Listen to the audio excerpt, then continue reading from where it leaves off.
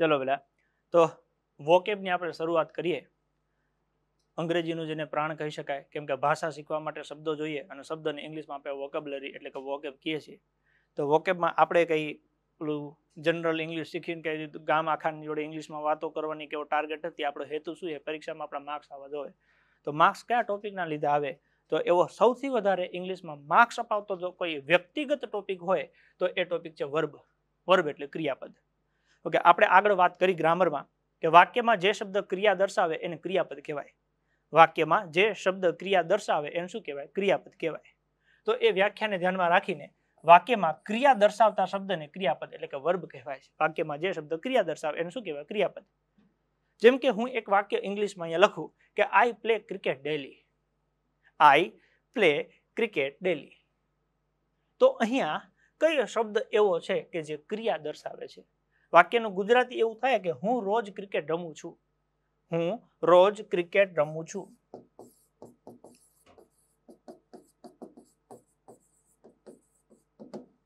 હું રોજ ક્રિકેટ રમું છું. તો મેં આગળ ચર્ચા કરી એ પ્રમાણે હું એ શું કહેવાય? તો કે સામત રોજ ક્રિકેટ રમે છે એની જગ્યાએ મેં કીધું હું રોજ ક્રિકેટ રમું છું. તો સામત એ નામ છે, નામના બદલે વપરાતો શબ્દ એટલે હું એ શું કહેવાય? સર્વનામ. પછી ક્રિકેટ તો રમતના નામ છે, ક્રિકેટ છે, ફૂટબોલ છે, હોકી છે, એમાંનું એક છે એટલે ક્રિકેટ એ પણ શું થઈ ગયું? તો કે નામ. ક્રિયા કઈ થાય છે? રમું છું. ઓકે, શું થાય છે? રમું છું. ખ્યાલ પડે છે? તો હું એટલા માટે ઇંગ્લિશમાં શબ્દ વાપર્યું આઈ. રમું છું એના માટે શબ્દ વાપર્યો પ્લે. ક્રિકેટ માટે ક્રિકેટ અને રોજ માટે ડેલી વાપર્યું છે. ઓકે, તો હવે આ તમને સમજાવવા પાછળનો ઉદ્દેશ્ય એવો છે કે જ્યારે વાક્ય આવે અને વાક્યમાં આઈ આવે એટલે ખબર પડી જાય કે આઈ એ શું કહેવાય? તો કે પ્રોનાઉન, સર્વનામ કહેવાય. હું એ શું કહેવાય? તો કે સર્વનામ. સર્વનામ ઇંગ્લિશમાં શું કહેવાય? પ્રોનાઉન. એટલે આઈ એ પ્રોનાઉન છે. જ્યારે પ્લે છે એ વર્બ છે. પ્લે એ શું છે? વર્બ છે. ક્રિકેટ છે ઓકે એ શું છે? તો કે એ પણ નાઉન છે. પણ નામમાં અહીંયા જ્યારે આપણે વાક્ય લખતા હોઈએ ત્યારે કંઈક આપણે આવી રીતના શબ્દોને સમજવા પડે કે વાક્યમાં જે વ્યક્તિ ક્રિયા કરે છે ને એને આપણે વાક્યમાં કર્તા કહીએ છીએ. શું કહીએ છીએ? કર્તા. ક્રિયાનો કરનાર. જે કોણ છે? તો કે હું અહીંયા છે ને હું ક્રિકેટ રમું છું. તો કોણ ક્રિકેટ રમે છે? તો કે હું. એટલે વાક્યમાં કર્તા કયો છે એ જાણવું હોય ને તો આપણે એને પ્રશ્ન પૂછવું પડે. કોણ? હું ક્રિકેટ રમું છું. કોણ ક્રિકેટ રમે છે? તો કે હું. અથવા તો એવું કે સામત ભણાવે છે. કોણ ભણાવે છે? તો કે સામત. તો વાક્યમાં ક્રિયા કોણ કરે છે? ક્રિયાનો કરનાર એને કહેવાય કર્તા. અને કર્તાને ઇંગ્લિશમાં કહેવાય સબ્જેક્ટ. શું કહેવાય? તો કે સબ્જેક્ટ. ઓકે, પછી સામત શું કરે છે? તો કે સામત ક્રિકેટ રમે છે. એટલે રમવું એ શું થઈ ગયું? તો કે ક્રિયાપદ થઈ ગયું. સામત શું રમે છે? તો કે સામત ક્રિકેટ રમે છે. ઓકે, શું એનાથી પ્રશ્ન પૂછીને જે જવાબ મળે એ આપણને મળે કર્મ મળે. સામત શું રમે છે? સામત ક્રિકેટ રમે છે. ઓકે, કર્મને ઇંગ્લિશમાં ઓબ્જેક્ટ કહેવાય. અને જીવનમાં કોઈ પણ વાક્ય લખવું હોય તો 3 શબ્દ જોઈએ. એસ એટલે સબ્જેક્ટ, વી એટલે વર્બ ક્રિયાપદ અને ઓ એટલે ઓબ્જેક્ટ કર્મ. એક આવે કર્તા ગુજરાતી પ્રમાણે, પછી કર્મ અને પછી ક્રિયા. ઓકે, ઇંગ્લિશમાં SVO લખાય. પહેલા સબ્જેક્ટ આવે, વર્બ વચ્ચે આવે, ઓબ્જેક્ટ છેલ્લે આવે. ગુજરાતીમાં આપણે પહેલા કર્તા લખીએ છીએ, પછી કર્મ લખીએ છીએ અને ક્રિયાપદ છેલ્લે લખીએ છીએ. ઓકે, જેમ કે અહીંયા આપણે લખીએ કે હું રોજ ક્રિકેટ રમું છું. હું રોજ ક્રિકેટ રમું છું. તો હું એ શું થાય? કોણ? તો કે હું એ કર્તા છે. શું? તો કે ક્રિકેટ એ કર્મ છે. રમું છું ક્રિયાપદ છે. SVO આવું ખાલી મગજમાં સેટ કરવાનું છે. ઇંગ્લિશ પ્રમાણે શું થાય? તો કે કર્તા. ઓકે, જ્યારે આપણે એક્ટિવની ચર્ચા કરતા હોઈએ તો પહેલા કર્તા આવે, પછી વર્બ એટલે કે ક્રિયાપદ આવે, પછી આવે ઓબ્જેક્ટ. તો અહીંયા ક્રિયાપદ એટલે શું? તો કે વાક્યમાં ક્રિયા દર્શાવતા શબ્દને આપણે ક્રિયાપદ એટલે વર્બ કહીએ છીએ. આઈ પ્લે ક્રિકેટ, એમાં પ્લે શબ્દ શું છે? તો કે વર્બ કહેવાય છે. અહીંયા પ્લે એ રમવાની ક્રિયા દર્શાવે છે એટલે કે તે ક્રિયાપદ છે. રમવું ઓકે એટલે ક્રિયાપદ થયું. હવે અહીંથી આગળ જઈએ. જેમ કે એક વાક્ય આવું છે કે હું ક્રિકેટ રમું છું. હું ક્રિકેટ રમું છું. એવી જ રીતે હું બીજું વાક્ય કહું કે આનું ઇંગ્લિશમાં આપણે કહીએ શું થાય? તો કે આઈ પ્લે ક્રિકેટ. આઈ પ્લે ક્રિકેટ. પછી હું આવું કહું કે અમે ક્રિકેટ રમીએ છીએ. અમે ક્રિકેટ રમીએ છીએ. તો આને ઇંગ્લિશમાં આપણે શું કહીએ? We play cricket. અમે ક્રિકેટ રમીએ છીએ. ઓકે, તો વી પ્લે ક્રિકેટ. એવી જ રીતે સામત ક્રિકેટ રમે છે. તો Samat plays cricket. Samat plays cricket. તો તમે જોશો કે અહીંયા ક્રિકેટ રમે છે કોણ? તો કે હું. તો એના માટે શબ્દ વાપરો આઈ. ઓકે, હું ક્રિકેટ રમું છું. I play cricket. તો હું એટલે આઈ, ક્રિકેટ એટલે ક્રિકેટ. પછી અમે, કોણ? તો કે અમે. અમે એટલે ઇંગ્લિશમાં થયું વી. ઓકે, ક્રિકેટ તો ક્રિકેટનું ક્રિકેટ, રમીએ છીએ તો અહીંયા શબ્દ વાપર્યો છે પ્લે. પછી તો કે અહીંયા સામત ક્રિકેટ રમે છે. કોણ? તો કે સામત. એટલે સામત કરતા થઈ ગયો. શું? તો કે ક્રિકેટ એટલે કર્મ થઈ ગયું, રમે છે. તો સામત માટે સામત, રમે છે. રમે છે માટે શબ્દ વાપર્યો છે પ્લેઝ, ક્રિકેટનું ક્રિકેટ. તો અહીંયા જો હું ક્રિકેટ રમું છું એટલે મેં અહીંયા લખ્યું છે હું, તો સામે ક્રિકેટ રમું છું. અહીંયા અમે ક્રિકેટ રમીએ છીએ તો હુંની જગ્યાએ અમે કર્યું, તો ક્રિકેટ રમું છું ની જગ્યાએ રમીએ છીએ. પછી અહીંયા સામત ક્રિકેટ રમે છે. ક્રિકેટમાં ક્યાંય ફેર ન પડ્યો. અહીંયા ક્રિકેટ, અહીંયા ક્રિકેટ, અહીંયા ક્રિકેટ, બધી જગ્યાએ સરખું છે. જો અહીંયા કરતા હું હોય તો સામે ક્રિયાપદ રમું છું આવે છે. એવી જ રીતે અહીંયા અમે કરતા હોય તો સામે રમીએ છીએ આવે છે. અને સામત કરતા તરીકે હોય તો રમે છે આવે છે. મતલબ કે જેમ વાક્યમાં કરતા બદલાય છે એમ ક્રિયાપદનું રૂપ બદલાય છે. એકમાં રમું છું, એકમાં રમીએ છીએ, એકમાં રમે છે. સમજણ પડે છે? ગુજરાતીની જ વાત કરું છું હો, કે હું ક્રિકેટ રમું છું, અમે ક્રિકેટ રમીએ છીએ, સામત ક્રિકેટ રમે છે. તો વાક્યમાં બધાને મૂળ મુદ્દો તો એક જ આવ્યો, રમવાનું. એકમાં હું રમું છું ક્રિકેટ, એકમાં અમે ક્રિકેટ રમીએ છીએ, એકમાં સામત ક્રિકેટ રમે છે. તો જો હું હોય તો રમું છું આવ્યું, અમે હોય તો રમીએ છીએ આવ્યું, અને સામત હોય તો રમે છે આવ્યું. તો ગુજરાતીમાં ફેરફાર થયો એમ ઇંગ્લિશમાં થવો જોઈએ. તો એ ઇંગ્લિશમાં ફેરફાર થાય છે કે આઈ હોય તો પ્લે વપરાય, વી હોય તો પ્લે વપરાય, પણ સામત હોય ને તો પ્લેઝ વપરાયું. સામત હોય શું વપરાયું? પ્લેઝ.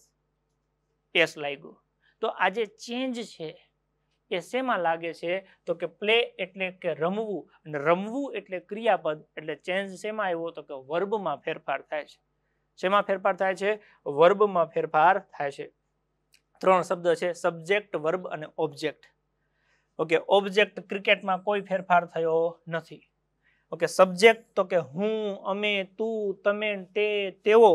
ઓકે, એ અમુક ફિક્સ જ છે કે 8 કે 9 શબ્દ એવા છે જે સબ્જેક્ટ તરીકે વપરાય. ઓકે, બાકી બીજા એનથી વધારે સબ્જેક્ટ બનતા નથી. ઓબ્જેક્ટમાં જેની વાત કરો એ ફિક્સ જ છે. તો મેન મુદ્દો જો આવે એ કયો આવે છે? વર્બ. તો અહીંયા તમારે પહેલા તો 3 સ્પેલિંગ યાદ રાખવાનું થાય છે કે સબ્જેક્ટ એટલે શું? તો કે કર્તા. સબ્જેક્ટ એટલે શું? તો કે કર્તા. અને કર્તા એટલે શું? તો કે જે વ્યક્તિ ક્રિયા કરે એને કર્તા કહેવાય. હું બોલું છું તો હું બોલવાની ક્રિયા કરું છું, હું કર્તા કહેવાય. ખ્યાલ પડે છે? સામતે મહેશને પેન આપી. સામતે મહેશને પેન આપી. હવે આમાં તમે પ્રશ્ન પૂછો, કોણે? કોણે એવો પ્રશ્ન પૂછો. ઓકે, તો સામે તમને જવાબ મળે, કોણે મહેશને પેન આપી? તો કે સામતે. તો સામતને કહેવાય કર્તા. કોણથી પ્રશ્ન પૂછો ને જે જવાબ મળે એને શું કહેવાય? કર્તા. પછી સામતે મહેશને શું આપ્યું? શું થી પ્રશ્ન પૂછો તો એનાથી તમને મુખ્ય કર્મ મળે. કેમ કે કર્મ 2 પ્રકારના હોય, મુખ્ય અને બીજું હોય ગૌણ. તો શું થી પ્રશ્ન પૂછો? સામતે મહેશને શું આપ્યું? પેન આપી. તો પેન છે એ શું પ્રશ્ન પૂછે જવાબ મળે છે એને કહેવાય મુખ્ય કર્મ. સામતે કોને પેન આપી? કોને એવો પ્રશ્ન પૂછો. ઓકે, તો એ તમને મળશે ગૌણ કર્મ. એટલે 2 વસ્તુ થઈ, એક કર્તા છે, એક કર્મ છે. કર્તા જાણવું હોય તો કોણ, હણ થી પ્રશ્ન પૂછવાનો, જે જવાબ આવે કર્તા. સીતા, ઓકે, સરસ ગીત ગાય છે. કોણ સરસ ગીત ગાય છે? સીતા. તો સીતાને શું કહેવાય? કર્તા. ઓકે, સીતા શું ગાય છે? ઓકે, સરસ ગીત ગાય છે. તો ગીત શું પ્રશ્ન પૂછે જે જવાબ મળે? કર્મ. કર્મ 2 હોય, એક મુખ્ય હોય અને ગૌણ હોય. મુખ્ય કર્મ જાણવું હોય તો શું થી પ્રશ્ન પૂછીશું? ગૌણ કર્મ જાણવું હોય તો કોને. અહીંયા હણ છે, અહીંયા ન છે. કોણ તો કર્તા અને કોણ તો એ મળશે કર્મ. પણ કેવું કર્મ? ગૌણ કર્મ. મુખ્ય માટે પૂછવાનું શું? તો કર્તા, કર્તાને ઇંગ્લિશમાં સબ્જેક્ટ કહેવાય છે. પછી વર્બ આવે, વર્બ એટલે કે ક્રિયાપદ કહેવાય, અને ઓબ્જેક્ટ એટલે કર્મ. આ 3 શબ્દ તમારા મગજમાં પહેલા સેટ થવા જોઈએ. સબ્જેક્ટ, વર્બ અને ઓબ્જેક્ટ. કર્તા, ક્રિયાપદ ને કર્મ. કર્તા, ક્રિયાપદ, કર્મ. કર્તાને ઇંગ્લિશમાં શું કહેવાય? સબ્જેક્ટ. ક્રિયાપદને શું કહેવાય? વર્બ. અને કર્મને શું કહેવાય? ઓબ્જેક્ટ. આ ત્રણ શબ્દ તમારે મગજમાં સેટ કરવાના છે. સબ્જેક્ટ, વર્બ અને ઓબ્જેક્ટ. કયા કયા? સબ્જેક્ટ, વર્બ અને ઓબ્જેક્ટ. કર્તા, ક્રિયાપદ, કર્મ. રેડી? હાવ ધીમે ધીમે આ ત્રણ શબ્દ સમજાવવા આ બધું યાદ લખ્યું છે. બાકી આનું આમ કેમ થયું ભૂલી જાવ હમણાં. ખાલી તમને ખબર પડે કે કર્તા છે કે નહીં. અને છે તો કેવી રીતના ખબર પડે? તો કે વાક્યમાં પૂછો કોણ, એટલે ભટ દઈને બહાર આવશે કર્તા. કોણ ને એટલે કર્મ. શું તો કે કર્મ. તો કે હે બે કર્મ થયા, કાંઈ વાંધો નહીં, છૂટું પાડી દો. શું તો મુખ્ય કર્મ અને કોને તો ગૌણ કર્મ. કર્તા કર્મ સિવાય બાકી શું કરે છે? તો કે ક્રિકેટ રમે છે. તો રમવું એ શબ્દ શું કહેવાય? ક્રિયાપદ. એટલે ખેલ આખો ઇંગ્લિશનો જે છે એ ક્રિયાપદ ઉપર છે. શેના ઉપર છે? ક્રિયાપદ ઉપર. હજી થોડું વધારે સ્પષ્ટ કરીએ. એક વાક્ય લખ્યું છે કે હું ક્રિકેટ રમું છું. બીજું એક વાક્ય છે કે હું ક્રિકેટ રમ્યો. અને એક ત્રીજું વાક્ય છે કે હું ક્રિકેટ રમીશ. સામાન્ય રીતે આપણે ગુજરાતી ભાષામાં એવું કહીએ કે ત્રણ પ્રકારના મુખ્ય કાળ હોય: વર્તમાન, ભૂતકાળ અને ભવિષ્ય. પછી એની અલગ અલગ પેટા અવસ્થા આવે કે સાદો છે, ચાલુ છે, પૂર્ણ છે કે ચાલુ પૂર્ણ, એમ કરીને 12 કાળ થાય. ખ્યાલ પડે છે? તો એ પ્રમાણે અહીંયા ત્રણ વાક્ય છે: હું ક્રિકેટ રમું છું, હું ક્રિકેટ રમ્યો ને હું ક્રિકેટ રમીશ. તો હું ક્રિકેટ રમું છું, હું ક્રિકેટ રમ્યો અને હું ક્રિકેટ રમીશ. આ તમને ગુજરાતીમાં તો ખબર પડી જ જાય કે કઈ કાળનું વાક્ય છે. ખબર પડે કે નહીં? ચલો, પેલું હું ક્રિકેટ રમું છું, તો ક્રિકેટ રમવાની ક્રિયા ચાલુ છે. જે ક્રિયા વર્તમાનમાં ચાલુ હોય વર્તમાન કાળ હોય. હું ક્રિકેટ રમ્યો, ક્રિયા પતી ગઈ છે ભૂતકાળમાં, રમ્યો. ઓકે, તો ભૂતકાળની વાત છે. હું ક્રિકેટ રમીશ, ભવિષ્યની વાત છે. નવરો થાવ તો ખ્યાલ પડે છે? તો ક્રિકેટ રમું છું, ક્રિકેટ રમ્યો અને ક્રિકેટ રમીશ. સાદો વર્તમાન થઈ ગયો, સાદો ભૂતકાળ અને સાદો ભવિષ્ય. એવી રીતે હું ક્રિકેટ રમી રહ્યો છું, ક્રિયા નજર સમક્ષ ચાલુ છે, અથવા તો વર્તમાન સમયમાં ક્રિયા ચાલુ છે. હું ક્રિકેટ રમી રહ્યો છું, અથવા એવું કહેવાય હું ક્રિકેટ રમી રહ્યો હતો, અથવા હું ક્રિકેટ રમી રહ્યો હોઈશ. તો આ ત્રણ ચાલુ કાળ થઈ ગયા. એક ચાલુ વર્તમાન, વર્તમાનમાં ક્રિયા ચાલુ છે. ભૂતકાળમાં ચાલુ ક્રિયા હતી, હું ક્રિકેટ રમી રહ્યો હતો. ભવિષ્યમાં ક્રિયા ચાલુ હશે, હું ક્રિકેટ રમી રહ્યો હોઈશ. તો ચાલુ કાળ થઈ ગયા. એવી જ રીતે પૂર્ણકાળમાં હું ક્રિકેટ રમ્યો છું, હું ક્રિકેટ રમ્યો હતો અને હું ક્રિકેટ રમ્યો હોઈશ. ઓકે, ક્રિકેટ રમીને બસ આવ્યો, આપણે શું કહીએ? બસ હું ક્રિકેટ રમ્યો છું.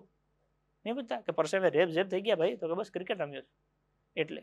ઓકે, હું ક્રિકેટ રમ્યો હતો અને હું ક્રિકેટ રમ્યો હોઈશ. તો તમે જુઓ અહીંયા 12 વાક્ય, સોરી 9 વાક્યમાં કર્તા કોણ છે? હું હું હું હું હું હું હું. 12 વાક્યમાં કર્તા કોણ? તો કે હું. કોણ? તો કે હું. કોણ? તો કે હું. પછી શું? તો કે ક્રિકેટ. શું? તો કે ક્રિકેટ. શું? તો કે ક્રિકેટ. શું? તો કે ક્રિકેટ. શું? ક્રિકેટ. શું? ક્રિકેટ. શું? ક્રિકેટ. શું? ક્રિકેટ. શું? કાંઈ ફેર પડ્યો ના. તો ફેર ક્યાં પડ્યો? રમું છું, રમ્યો, રમીશ. રમી રહ્યો છું, રમી રહ્યો હતો, રમી રહ્યો હોઈશ. રમ્યો છું, રમ્યો હતો, રમ્યો હોઈશ. 9 ચેન્જ, એકે હરખું નહીં. તો હવે આને પ્રશ્ન પૂછો, કોણ ક્રિકેટ રમે છે? હું. એટલે હું ને શું કહેવાય? કર્તા.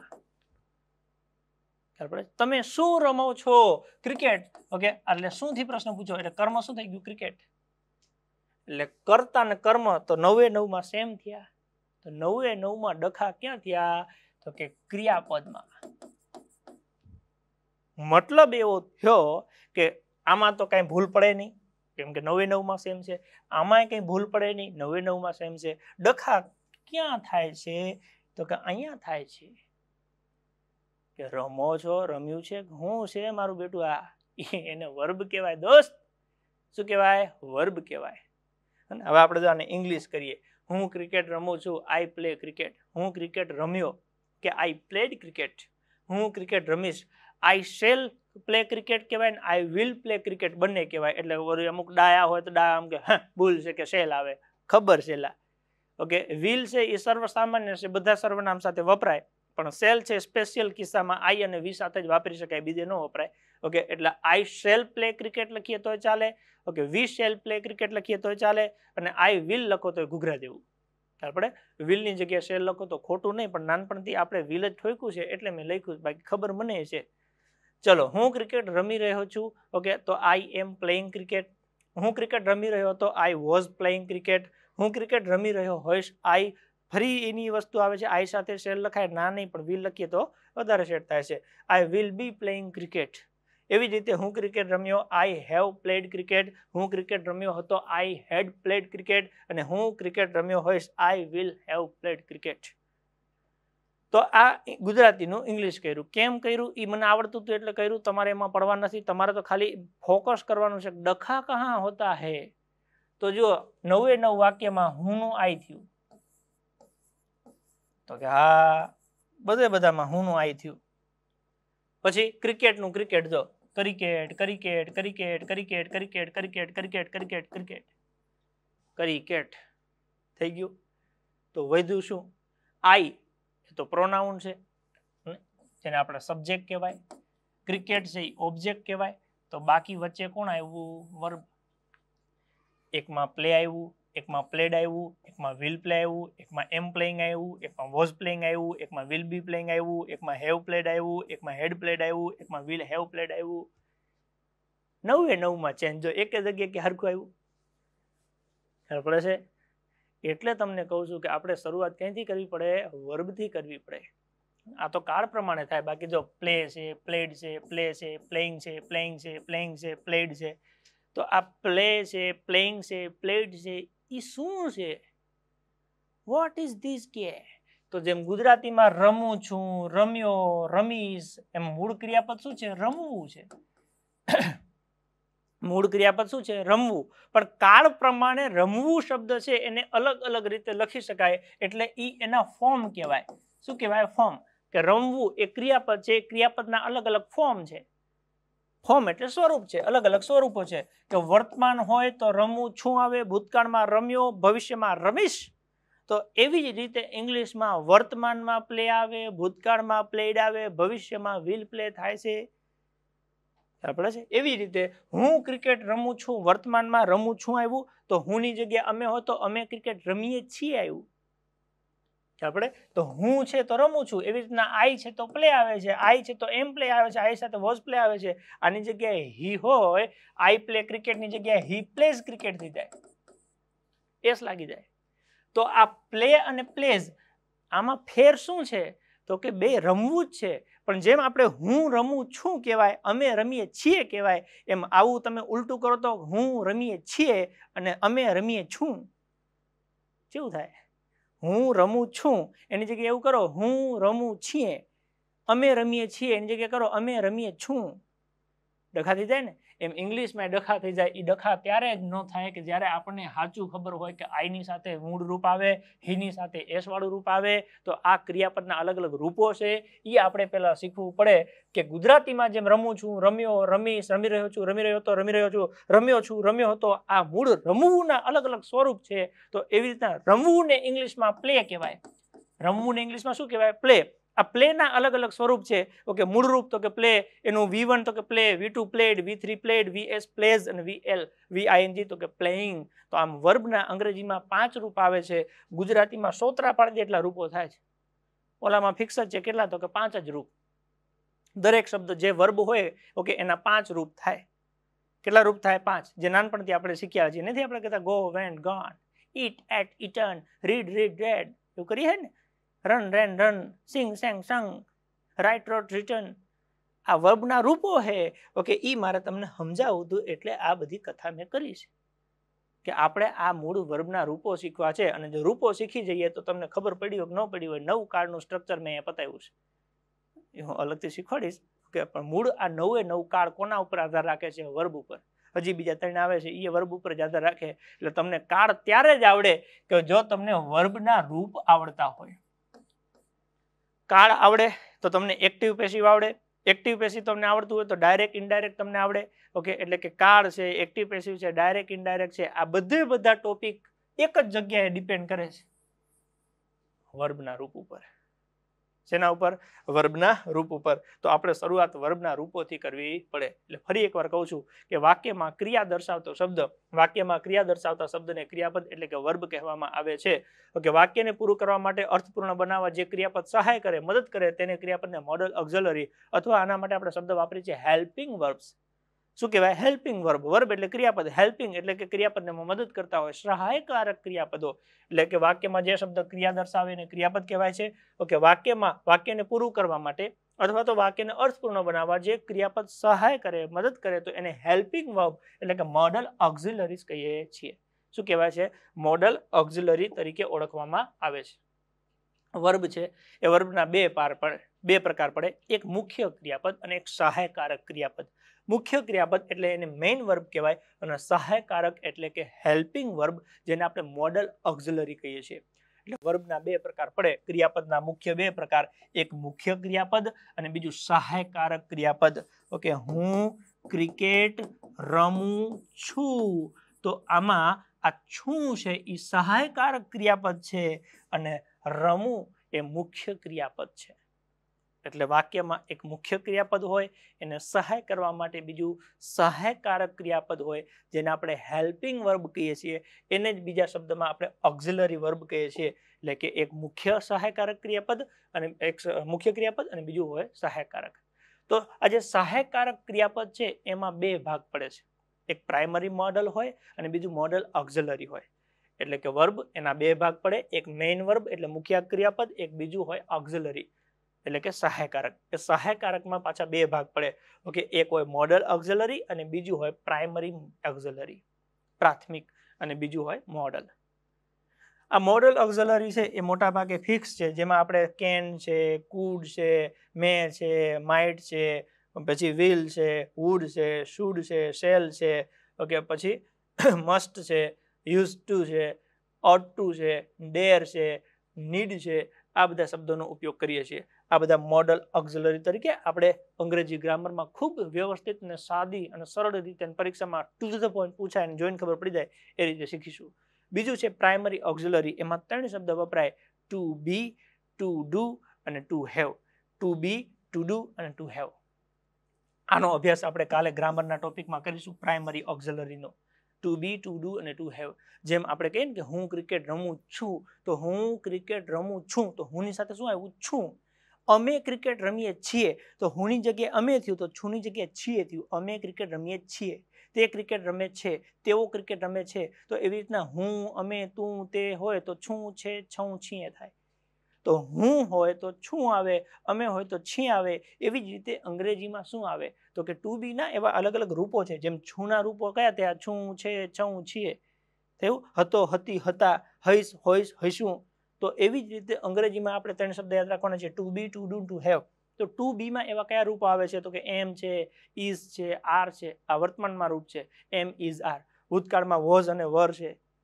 પછી ટુ ડુ માં ડુ છે, ઓકે, પછી ડઝ છે. ઓકે, આ ટુ બી ના બીજા રૂપ જો વર્બની રીતે જોઈ જાય તો ટુ બી વર્બના જે મૂળ 5 રૂપો થાય એમાં બી, પછી વોઝ વર આવે, પછી બીન આવે, એમ, ઇઝ, આર આવે અને બીંગ આવે. તો એ બધા રૂપો છે, am, is, are, was, were, being અને બીન. એવી રીતના ટુ ડુ માં ડુ છે, પછી ડઝ છે, ડીડ છે, પછી ડુઈંગ છે, ડન છે. ટુ હેવ માં હેઝ છે, હેવ છે, હેડ છે. હેવ, હેઝ, હેડ, આ હેડના રૂપો છે. ઓકે, એની ચર્ચા આપણે કરવાની થશે ડીપમાં. આવતીકાલથી આપણે જોઈશું. એટલે કે વર્બના બે પ્રકાર પડે, એક ઓક્ઝિલરી વર્બ, એ આપણે ગ્રામરમાં શીખીશું, અને બીજું છે મેઇન વર્બ, જે આપણે તૈયાર કરવાનું છે, એટલે એ આપણે વોકેબમાં શીખીશું. એટલે આપણે જે બે ભાગ પડ્યા છે ગ્રામર, એમાં આપણે ઓક્ઝિલરી વર્બથી આગળ જઈશું અને વોકેબમાં આપણે મેઇન વર્બ એટલે કે ક્રિયાપદ છે એના ઉપર આપણે ફોકસ કરીશું. તો પ્રાઇમરીમાં આપણે ત્રણ શબ્દ યાદ રાખવાના છે, ટુ બી, ટુ ડુ ને to have. To be, to do, to have શું છે એ કાલે પાછા આપણે ગ્રામરમાં ડીપમાં લેવાના છીએ, હે ને? એટલે એનું ટેન્શન અત્યારે તમારે લેવાનું થતું નથી. ખાલી to be, to do, to have આવું ત્રણ શબ્દ છે એ પ્રાઇમરી ઓક્ઝિલરીમાં આવે છે. વર્બના બે પ્રકાર, મેઇન વર્બ એટલે મુખ્ય અને ઓક્ઝિલરી એટલે સહાયકારક. સહાયકારકમાં બે ભાગ પડ્યા, પ્રાઇમરી ઓક્ઝિલરી અને મોડલ. મોડલમાં ઓકે, આ can, could, may, might, will, would, shall, should, must, use to, ought to, dare અને નીડ શબ્દ છે. એ બધા અત્યારે ક્યાંય ઉપયોગમાં લેવાની જરૂર નથી. એ બધા આપણે વ્યવસ્થિત ગ્રામરમાં શીખવાના છે. આખું મોડલ ઓક્ઝિલરી શીખવાનું છે. પ્રાઇમરી ઓક્ઝિલરી કાલે ગ્રામરના ટોપિકમાં આવશે અને ત્યાંથી આપણે ઇંગ્લિશ શરૂ કરશું. પછી હેવિંગ છે, આ બધા શબ્દોથી. હવે વર્બમાં આપણે બે ભાગ પડ્યા, એક મેઇન વર્બ એટલે કે મુખ્ય ક્રિયાપદ અને બીજું છે ઓક્ઝિલરી વર્બ એટલે કે સહાયકારક. સહાયકારકમાં મેં તમને વાત કરી એ પ્રમાણે to be, to do, to have છે એ પ્રાઇમરીમાં આપણે કાલે ભણવાના છે, અને મોડલ ઓક્ઝિલરી આખો ટોપિક અલગ છે. તો હવે આવે મેઇન વર્બ. મેઇન વર્બમાં શું આવે? તો કે વર્બના અલગ અલગ 5 રૂપો પડે. વર્બના અલગ અલગ 5 રૂપો પડે. જેમ ગુજરાતીમાં છે કે હું રમું છું, પછી અમે રમીએ છીએ, કે તે રમતો હતો, તો રમવું, રમીએ, રમતો, એમ ગુજરાતીમાં ફેરફાર પડે છે. ખરેખર મૂળ ક્રિયાપદ શું છે? તો કે રમવું છે. મૂળ ક્રિયાપદ શું છે? રમવું છે. તો એવી રીતના રમવું એને પ્લે કહેવાય. તો રમું છું, રમીએ છીએ, રમતા હતા. ઓકે, એવી રીતના ઇંગ્લિશમાં પણ ચેન્જ થાય. તો ઇંગ્લિશને એને શું કહેવાય? વર્બના ફોર્મ કહેવાય. ઓકે, તો પેલું આવે V1. V1 એટલે બેઝ ફોર્મ. બેઝ ફોર્મ એટલે કે મૂળ રૂપ કહેવાય. મૂળ રૂપ કહેવાય. પછી બીજું આવે ઓકે પાસ્ટ સિમ્પલ એટલે કે ભૂતકાળનું રૂપ કહેવાય, જેને આપણે V2 કહીએ છીએ. પેલું V1 એટલે મૂળ રૂપ, V2 એટલે ભૂતકાળનું રૂપ. પછી આવે V3 પાસ્ટ પાર્ટિસિપલ એટલે એને આપણે ભૂતકૃદંત કહીએ છીએ. શું કહેવાય? તો કે ભૂતકૃદંત કહેવાય. પછી આવે V4 ઓકે, જેને આપણે VS એવું નામ આપીએ છીએ. VS શું નામ આપીએ છીએ? તો કે VS. VS એટલે શું? તો કે third person singular. Third person singular એટલે યાદ આવે ત્રીજો પુરુષ. ત્રીજો પુરુષ એક વચન એટલે ઓકે તે, તેણી, તે. તો એની સાથે વર્બનું કયું રૂપ આવે? તો કે એસ વાળું રૂપ. અને એના પછી ચોથું છે, ચોથું વર્બનું એસ. પછી પાંચમું છે VING, વર્બનું ING વાળું રૂપ, જેને આપણે જેરન્ડ વર્બ કહીએ છીએ.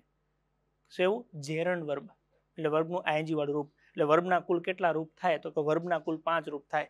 એક V1 એટલે કે મૂળ રૂપ, V2 એટલે ભૂતકાળનું રૂપ, V3 એટલે ભૂતકૃદંત, VS એટલે ત્રીજા પુરુષ એકવચન સાથે વપરાતું રૂપ, અને VING એટલે કે જેરન્ડ વર્બ.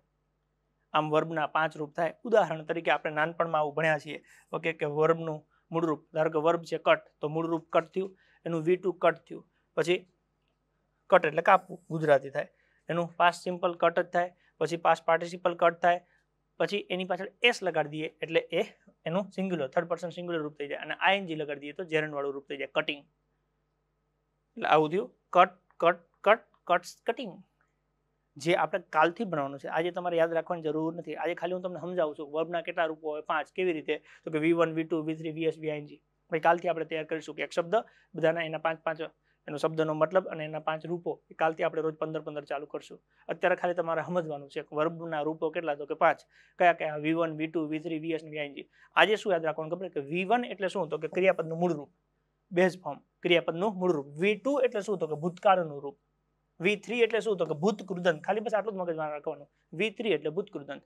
VS એટલે શું? તો કે ત્રીજો પુરુષ એકવચન, થર્ડ પર્સન સિંગ્યુલર સાથે વપરાતું રૂપ, એટલે એને VS કહેવાય. જેરન્ડ વર્બ ઓકે એટલે કે વર્બનું ING વાળું રૂપ. પછી અહીંયા ઓકે આ T છે અને આ C છે. આપણે ABCD હમણાં શીખ્યા ને, ABCDમાં 26 અક્ષર હોય, એમાંથી 21 વ્યંજન અને 5 છે સ્વર છે. તો જ્યારે કોઈ શબ્દમાં છેલ્લે વ્યંજન હોય, એની આગળ સ્વર હોય અને એની આગળ પાછું વ્યંજન હોય, એટલે કે છેલ્લે 3 જગ્યાએ વ્યંજન સ્વર વ્યંજન થતું હોય, છેલ્લા 3 અક્ષર છેલ્લેથી જો આ વ્યંજન પછી આ સ્વર અને વ્યંજન આવું થતું હોય, ત્યારે એને પાછળ ING લગાડતી વખતે આ છેલ્લું વ્યંજન છે એ બેવડાઈ જાય, એટલે CUT છે આ વ્યંજન સ્વર વ્યંજન છે, ત્યારે આ CUTTING થઈ જાય, T છે એ બેવડાઈ જાય. એટલે આ સ્પેલિંગ આપણે યાદ રાખવાનું થાય. આવા ઘણા બધા નિયમો છે. હાવ બેઝિકલી જેમ જેમ ટોપિક આવતા જશે એમ એમ તમને શીખવાડતો જઈશ. અત્યારે મારે તમને ટોપિક શીખવાડવું નથી. અત્યારે મારે તમને મહત્વ દેખાડવું છે કે વર્બ ખરેખર શું વસ્તુ છે અને એ કેટલું આપણા માટે ઉપયોગી છે અને કેવી રીતે આપણે એને તૈયાર કરવાનું છે. બરાબર. તો અમે તમને વાત કરી કટની, કે કટનું V1 શું થાય? તો કે કટ. V1 એટલે મૂળ રૂપ, V2 એટલે ભૂતકાળનું રૂપ, કટ જ થાય. V3 એટલે કે ભૂતકૃદંત, એ પણ કટ જ થાય. થર્ડ પર્સન સિંગ્યુલર સાથે S વાળું એટલે વર્બનું S વાળું રૂપ, તો કે કટ થાય. અને વર્બનું ING એટલે જેરન્ડ ફોર્મ, કટિંગ થાય. એવી જ રીતે બીજો શબ્દ લઈએ સિંગ. તો સિંગ એટલે શું થાય? તો કે ગાવું, સુરીલો અવાજ કાઢવો, સિંગ. તો સિંગનું V2 શું થાય? તો કે સિંગનું V2 સંગ થાય. સિંગ, સેંગ, સંગ. સિંગ પછી સેંગ પછી સંગ પછી સિંગ્સ અને સિંગિંગ હે ને. આવું આપણે નાનપણમાં બહુ બધું ભણ્યા છે. Eat, ate, eaten, eats, eating, play, played, played, play, plays, playing છે. Write, wrote, written, writes, writing હે ને. Speak, spoke, spoken, speak, speaking. પછી ગો. આહા, આ તો કે લગભગ આમ શરૂઆત જ લ્યો ને અહીંથી થાય.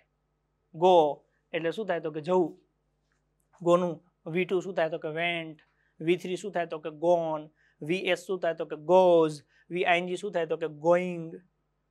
થઈ ગયું. Go, went, gone, go, went, gone, goes ને ગોઈંગ. હવે આ છે ને, આમાં કોઈ બાંધછોડ કે કોઈ સેટિંગ હાલે નહીં. આ ફરજિયાત તૈયાર કરવા પડે. એ ખાલી બોલી નહીં. બોલતા તમને ન આવડે ને તો ચાલે. ગોનું તમે વેન્ટ વાંચી શકો ન વાંચી શકો, ગોને વાંચો એ હાલે. સ્પેલિંગ સાચો આવડતો હોવો જોઈએ. ઓકે. આ ગોન છે ને 3 વખત પરીક્ષામાં પૂછાયેલું છે કે ગોનું પાસ્ટ પાર્ટિસિપલનું ફોર્મ નીચેનામાંથી કયું છે? આ પ્રશ્ન 3 વખત પેપરમાં અત્યાર સુધી પૂછાઈ ગયેલું છે. બોલો, ખ્યાલ પડે છે? વર્બના કેટલા રૂપો હોય ભાઈ? તો કે 5. V1 V2 V3 VS ને VING. V1 એટલે શું કહેવાય? મૂળ રૂપ. V2 એટલે ભૂતકાળનું રૂપ. V3 એટલે ભૂતકૃદંત. ઓકે VS એટલે ત્રીજા પુરુષ એકવચન સાથે વપરાતું VS અને VING તો કે જેરન ફોર્મ વર્બનું ING વાળું રૂપ. મૂળ રૂપ V2 પછી V3 VS અને VING એમ કરીને ટોટલ રૂપ કેટલા થાય તો કે વર્બના ટોટલ 5 રૂપ થાય. કેટલા રૂપ થાય? 5. હવે આ જે મેઇન વર્બ છે મુખ્ય ક્રિયાપદ એના બે ભાગ પડે, એક રેગ્યુલર અને એક ઇરેગ્યુલર. ઓકે, રેગ્યુલર વર્બ અને ઇરેગ્યુલર વર્બ. તો રેગ્યુલર વર્બ એટલે શું? તો કે ક્રિયાપદની પાછળ ઈડી લગાડવાથી ક્રિયાપદનું ભૂતકાળ અને ભૂતકૃત મળી જાય છે. જે ક્રિયાપદ તમને આપ્યું હોય એની પાછળ તમે ઈડી લગાડો તો તમને બે મળી જાય. એટલે કે V1 છે એની પાછળ તમે શું લગાડો તો કે ઈડી લગાડો, પાછળ શું લગાડો? ઈડી. એટલે એના બેઝ ઉપર તમને V2 અને V3 મળે. ક્રિયાપદની પાછળ ફક્ત ઈડી લગાડવાથી ક્રિયાપદનું ભૂતકાળ એટલે V2 અને ભૂતકૃદંત એટલે V3 મળે છે. તો આવા જે હોય ઓકે એ બધા કેવા કહેવાય તો કે રેગ્યુલર વર્બ કહેવાય. કેવા કહેવાય? રેગ્યુલર.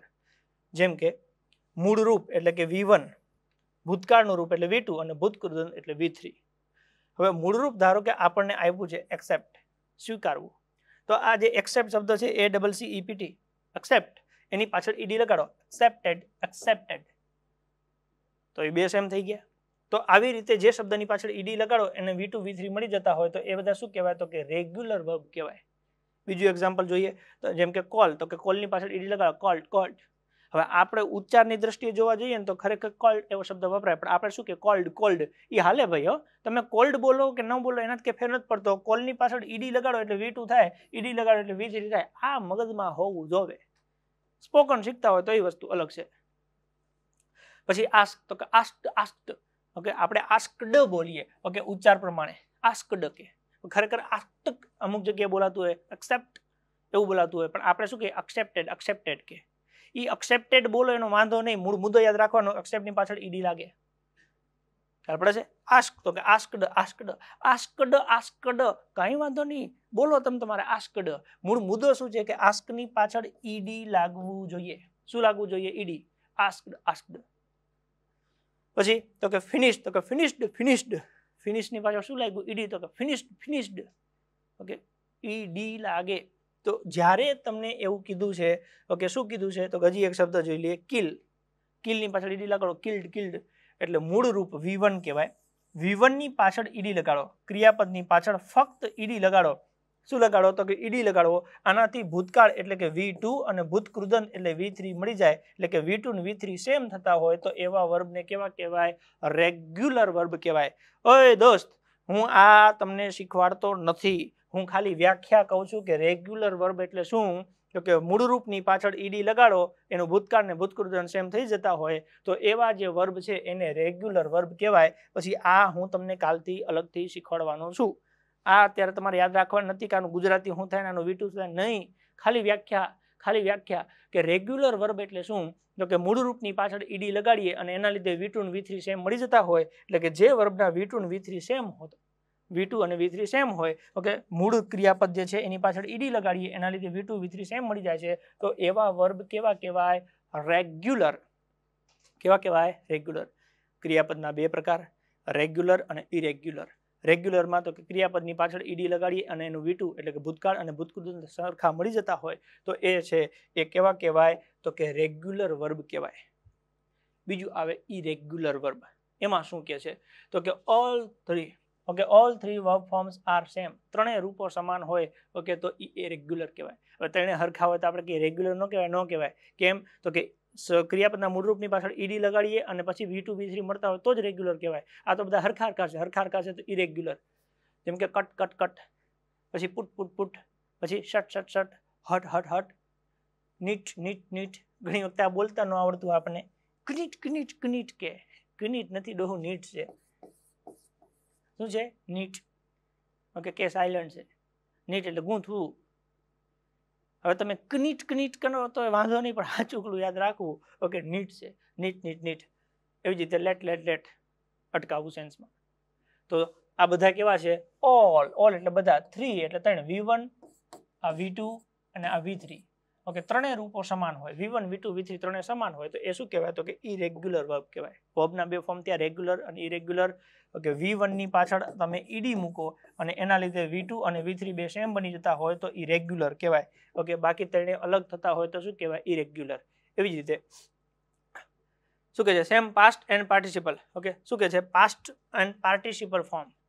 પાસ્ટ એટલે ભૂતકાળ અને પાર્ટિસિપલ ઓકે એ બંને કેવા થતા હોય તો કે સેમ ભૂતકાળ અને ભૂતકૃદંત સમાન થતા હોય. જેમ કે સ્ટેન્ડ સ્ટૂડ સ્ટૂડ ઈડી ન લાગ્યું જો સરખા છે પણ પાછળ ઈડી છે નહીં. Stand stood stood.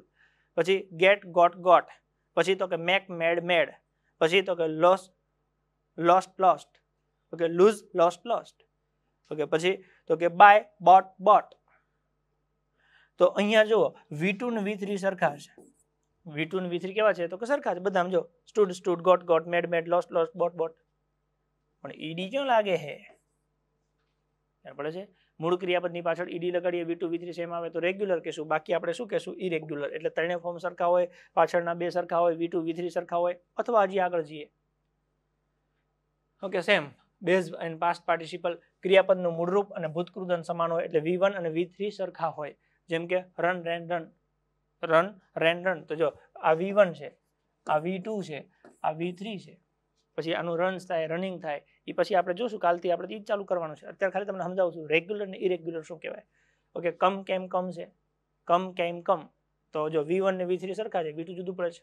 Become became become become became become. તો V1 ને V3 સરખા છે V2 અલગ પડે છે. એટલે પહેલું છેલ્લું છે એ સરખા છે પણ બીજું અલગ પડે છે તો ઇરેગ્યુલર કહેવાય. પહેલા કરતાં બીજું ત્રીજું સરખા છે ઓકે તો ઇરેગ્યુલર કહેવાય. પછી ત્રણે જુદા હોય હાવ તળિયા ઝાટક થતા હોય. All three forms are different. ક્રિયાપદના ત્રણેય રૂપો અલગ અલગ હોય. V1 V2 V3 ત્રણે અલગ અલગ હોય. જેમ કે right wrote return right wrote return. એવી જ રીતે ગીવ ગેવ ગિવન. એવી જ રીતે ડ્રિંક ડ્રેન્ક ડ્રંક. એવી જ રીતે ઇટ એટ ઇટન. અને એવી જ રીતે સિંગ સેંગ સંગ. ત્રણે ત્રણ V1 V2 ને V3 કેવા છે તો કે જુદા જુદા છે. ખ્યાલ પડે છે. તો આ બધા કેવા કહેવાય ઇરેગ્યુલર. એટલે મોટા ભાગે રેગ્યુલર વર્બ છે એ લિમિટેડ છે. ઇરેગ્યુલર વર્બ ભૂકાગાડના કહેવા છે. આપણે રેગ્યુલર હોય ઇરેગ્યુલર એને કે લેવા દેવા નહીં. આપણે બધા તૈયાર કરવાના થાય છે. રેગ્યુલર હોય તોય ભલે અને ઇરેગ્યુલર હોય તોય ભલે. તો કે તો પછી સમજાયું શું લેવા. કદાચ તમને પૂછે ફાઇન્ડ આઉટ ઇરેગ્યુલર વર્બ તો ખબર પડે. Find out the regular verb તો ખબર પડે કે મૂળ મુદ્દો શું છે. હા તો કે ઓહો ઈ હતું એમ. હા એટલે વર્બના બે ભાગ પડ્યા એક મેઇન અને એક ઓક્ઝિલરી. ઓક્ઝિલરીમાં બે ભાગ પડ્યા એક મોડલ ઓક્ઝિલરી અને બીજું છે પ્રાઇમરી ઓક્ઝિલરી. મોડલમાં કેન કુડ ને એ આવ્યું અને પ્રાઇમરીમાં to be to do to have આવ્યું. આ બાજુ વર્બમાં બીજા મેઇન વર્બમાં તો કે રેગ્યુલર અને ઇરેગ્યુલર. રેગ્યુલરમાં શું યાદ રાખવાનું તો કે V1 હોય એ V1 ની પાછળ તમે ઈડી મૂકો અને એના લીધે V2 અને V3 બની જતા હોય સેમ ટુ સેમ તો આને કહેવાય રેગ્યુલર. આના સિવાય ગમે તે ઘટના ઘટતી હોય તો એને આપણે શું કહેશું તો કે ઇરેગ્યુલર કહેશું. અને આ આપણે બધા વ્યવસ્થિત તૈયાર કરવાના થાય છે. રેડી. એટલે આ આખા ટોપિકના અંતે મારે તમને સમજાવવાનું આટલું આવ્યું કે વર્બના બે પ્રકાર એક મુખ્ય ક્રિયાપદ અને ગૌણ ક્રિયાપદ. મુખ્ય એટલે મેઇન અને ગૌણ એટલે હેલ્પિંગ વર્બ સહાયકારક ક્રિયાપદ કહેવાય. એને આપણે નામ આપ્યું ઓક્ઝિલરી વર્બ. ઓક્ઝિલરી વર્બમાં બે ભાગ પડે એક મોડલ અને એક પ્રાઇમરી ઓક્ઝિલરી. મોડલમાં કેન કુડ મે માઇટ એ આખું ટોપિક ભણવાનું થશે અને પ્રાઇમરીમાં આપણે કાલે ગ્રામરમાં ચર્ચા કરી લેશું. પછી તો કે વર્બમાં મેઇન વર્બમાં બે ભાગ પડે રેગ્યુલર વર્બ અને ઇરેગ્યુલર વર્બ. તો રેગ્યુલરમાં તો કે V1 ની પાછળ ઈડી લગાડી અને V2 V3 સેમ થતા હોય તો એને આપણે રેગ્યુલર ફોર્મમાં લઈ જશું. ઓકે અને ઇરેગ્યુલરમાં આપણે અલગ અલગ જેટલા પણ ફોર્મ આવે છે એનો અભ્યાસ કરવાનો થાય. કુલ અભ્યાસ કરવાનો કેટલું થાય તો કે ક્રિયાપદ. ઓકે ક્રિયાપદના રૂપ કેટલા થાય તો કે એક આવે V1 એક આવે V2 એક આવે V3 એક આવે VS અને એક આવે VING. એમ કરીને ટોટલ 5. હવે આપણે કેવી રીતે તૈયારી કરશું તો કે આપણે રોજ 15 શીખીશું ડેલી. વધારે નહીં કેટલા તો કે 15.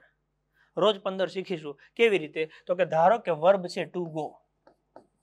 આ વર્બ છે ટુ ગો એટલે કે જવું થાય તો એનું મૂળ રૂપ એટલે ગો થયું. મૂળ રૂપ શું થયું તો કે ગો. V2 એટલે ભૂતકાળનું રૂપ શું થયું તો કે વેન્ટ થયું. ગોનું વેન્ટ. પછી એનું ભૂતકૃદંત શું થયું તો કે ગોન થયું. એનું VS શું થયું તો કે ગોઝ થયું. અને VING શું થયું તો કે ગોઈંગ થયું. તો આવી રીતે આપણે એને ભણશું કે ટુ ગો એટલે જવું. ઓકે એનું V1 શું થાય તો કે ગોનું ગો થયું. એનું V2 તો કે વેન્ટ. આ યાદ જ રાખવું પડે ફરજિયાત પડે. WENT ગોનું વેન્ટ થાય અને સ્પેલિંગ યાદ રાખવું પડે કેમ કે પાછું WANT એટલે વોન્ટે થાય. ઓકે અહીંયા યાદ રાખવું પડે ગોનું વેન્ટ WENT. V3 તો કે ગોન. VS તો કે ગોઝ. VING તો કે ગોઈંગ. આ મગજમાં હોવું જોઈએ કે V1 એટલે મૂળ રૂપ છે. પછી આ V2 છે એટલે ભૂતકાળનું રૂપ છે. V3 એટલે ભૂતકૃદંત છે. VS એટલે થર્ડ પર્સન સિંગ્યુલર ત્રીજા પુરુષ એકવચન સાથે વપરાતું રૂપ છે. અને VING એ એનું જેરન્ડ ફોર્મ છે.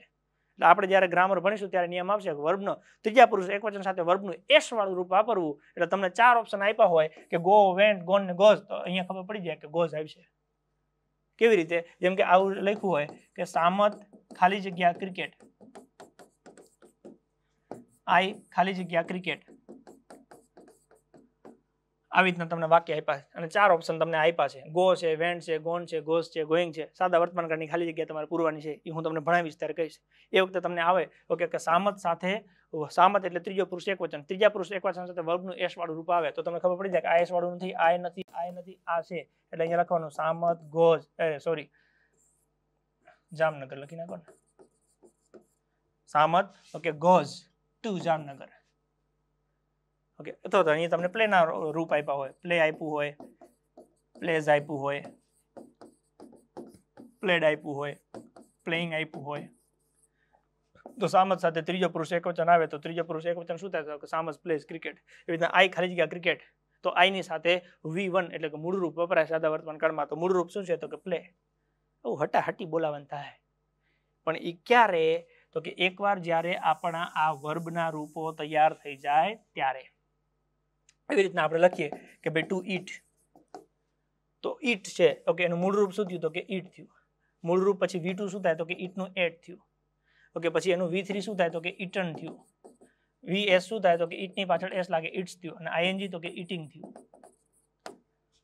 પછી ત્યાં ડબલ ટી નહીં કરવાનું હોય ને, કેમ કે વ્યંજન સ્વર વ્યંજન હોવું જોઈએ. અહીંયા ઓકે આ ઈટ છે તો આ વ્યંજન સ્વર સ્વર છે, તો પછી EAT ING ઈટિંગ. એવી રીતના ટુ પ્લે છે તો મૂળ રૂપ શું થાય? તો કે પ્લે થાય. V2 શું થાય? તો કે પ્લેડ થાય. V3 શું થાય? તો કે પ્લેડ થાય. પ્લે ની પાછળ શું લગાડવાનું? ઈડી. પ્લે ની પાછળ શું લગાડવાનું? ED. Okay, play, played, played, પછી પ્લેઝ, પછી પ્લેઇંગ.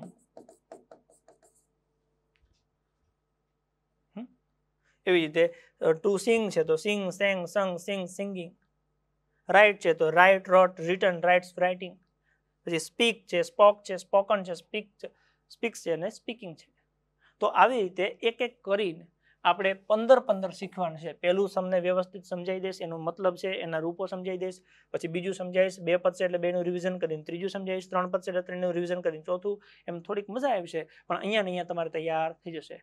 ઓકે, સ્પેલિંગ ખાસ ધ્યાન રાખવાના. ઓકે, બોલતા આવડે ન આવડે તેલ લેવા જેવું, પણ સ્પેલિંગ ખોટો હોવો જોઈએ નહીં. એટલે અંગ્રેજીનો પ્રાણ જો ગણી શકાય એવો કોઈ ટોપિક હોય તો એ ટોપિક છે વર્બ.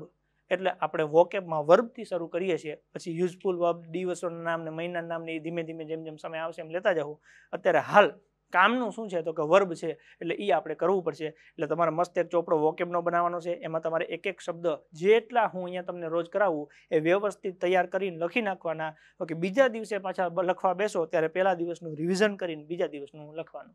એમ રોજ રિવિઝન કરતું જવાનું. ઓકે, આગળ નવું લખતું જવાનું, રિવિઝન કરતું જવાનું, લખતું જવાનું. 3 મહિના પૂરા થાય એટલે કે 100 દિવસના અંતે તમે જોજો કે તમારા ઘૂઘરા જેવા શબ્દો થઈ જાય કે નહીં. આમ શબ્દ પડે ને તમને ખબર પડે કે KNIT આવે એટલે ખબર પડે નીટ નથી, નીટ છે. આપણે એવું થશે. રોજ રિવિઝન કરવું પડશે. ઓકે, રિવિઝનમાં વાર નહીં લાગે. પહેલા દિવસે આપણે મસ્ત એટલો ટાઈમ આપી દેવાનો, બીજી વખતે ખાલી મિનિટ હતી, 1 મિનિટમાં 15 શબ્દો નીકળી જાય. બીજા દિવસે બીજા શબ્દ, ત્રીજા દિવસે ત્રીજા શબ્દ, ચોથા દિવસે ચોથા શબ્દ. ઓકે, એમ રોજ બેસો ત્યારે શરૂઆત હંમેશા પહેલાથી કરવાની. સેમ વસ્તુ ગ્રામરમાં રોજ શીખવાનું શરૂ કરો ત્યારે પહેલા એકવાર ચોપડામાં નજર મારી લેવાની. તમે જાતે ચોપડો બનાવીને લખ્યો છે ને, ઓકે, એક વખત સમય માગશે, પણ જિંદગીમાં બીજી વખત તમારે સમય દેવો નહીં પડે. એટલે બિલકુલ કંજુસાઈ કર્યા વગર સરસ મજાના 3 ચોપડા લેવાના. એક ગ્રામરનો, ઓકે, બીજો બનાવવાનો વોકેબનો અને ત્રીજો બનાવવાનો સ્પેલિંગનો. જે શબ્દો તમને અંદર હું ગ્રામરમાં જ્યાં આવે તમને ન ખબર પડે એ અંદર લખી નાખવાના. રેડી? તો આજના દિવસે અહીંયા રાખીએ છીએ. ઓકે, અહીંયા તમારો 0-1 ડે ક્લિયર થાય છે કે પહેલા દિવસે તમારે આટલી વસ્તુ ક્લિયર હોવી જોઈએ. હવે આટલું ક્લિયર હોય તો તમે હવે આગળનો ટોપિક શીખવા તૈયાર છો, જે હું તમને કાલે શીખવાડીશ. એટલે આમ લાગે ચર્ચા આપણે કલાક એવું થશે, તમને એમ થાય સર તો કલાક ભણાવે છે, પણ 1 કલાકમાં આજે મેં તમને આખા ઇંગ્લિશનો પ્રાણ સમજાવી દીધો છે. હવે હું તમને to the point direct topic ચાલુ કરીશ, કેમ કે મને ખબર છે કે હજારો છોકરા ભણે છે, મારે ખોટો કોઈનો સમય બગાડાય નહીં. પણ આવનારા 100 દિવસો ન બગડે એટલા માટે આજે આખું પ્લાનિંગ તમને સમજાવી દીધું કે કેમ વર્બથી ચાલુ કરું છું. ઓકે, વર્બથી કેમ ચાલુ કરું છું, કેમ તમને ગુજરાતીમાં નામ, સર્વનામ, વિશેષણ સમજાવું છું. મૂળ હેતુ એટલો છે કે એ ઇંગ્લિશનો બેઝ છે, ઇંગ્લિશનો પાયો છે, એના ઉપર આખું ઇંગ્લિશ ઉભેલું છે. ખ્યાલ પડે છે? ડાયરેક્ટ ધાબુ ન ભરાય, પહેલા પાયો ખોદવો પડે. આ મેં પાયો ખોદ્યો, એને કોન્ક્રીટ કર્યું, હવે ચણતર ચાલુ થાય. ધીમે ધીમે પ્લાસ્ટર થશે, ઓકે, બીજો માળ ભરાશે, ત્રીજો માળ ભરાશે, એમ એક એક માળ થતા જશે, ટાઇલ્સ ફિટ થશે, ઓકે, બધું ગોઠવાતું જશે અને 3 મહિનાના અંતે બંગલો તમારો ઇંગ્લિશનો તૈયાર થઈ જશે. પછી તમે કહેશો કે હવે કોઈ પરીક્ષા ઇંગ્લિશના લીધે તો નાપાસ નહીં થાવ, કન્ફર્મ નહીં થવા દો. રેડી? બસ, તો આવી જ રીતે તમે મજા લેવાની છે. તમને મજા આવે તો તમારા મિત્રો સાથે શેર કરજો, જેથી એ પણ જોડે જોડે જોડાઈ જાય, કે મોડું ન થાય. બાકી આવવાનું તો છે જ તે બધાને, કેમ કે હું એ લેવલે ભણાવવાનું છું કે છોકરાને ફરજિયાત ઇંગ્લિશ માટે એન્જલ એકેડેમી ડિજિટલ ક્લાસમાં એપ્લિકેશન લેવી પડે. અહંકાર કે અભિમાનની વાત નથી કરતો, ઓકે, વિશ્વાસની વાત કરું છું કે કન્ટેન્ટ એ રીતે ડેવલપ કરવાનું છે, કેમ કે મારે મહેનત એક વખત કરવાની થાય છે, તમારે શીખવાનું એક જ વખત છે, અને આખી જિંદગી મોજ કરવાની થાય છે. ઓકે, એટલે સોતરા પાડી દેવાના છે. ઓકે, જેટલું કહું એટલું રોજે રોજ કરતા જવાનું. બીજા દિવસે નવી શીખવાની શરૂઆત કરો ત્યારે પહેલાનું રિવિઝન કરી નાખવાનું. રિવિઝન કરો, શીખતા જાઓ, રિવિઝન કરો, શીખતા જાઓ, એમ ધીમે ધીમે આપણે આગળ વધતા જશું. રેડી? તો આવતીકાલે મળીએ. બસ આપ જોતા રહો એન્જલ એકેડેમી ડિજિટલ ક્લાસ, મારી એટલે કે સમ્રાટ સામંત ગઢવી સાથે. જય હિન્દ, જય ભારત.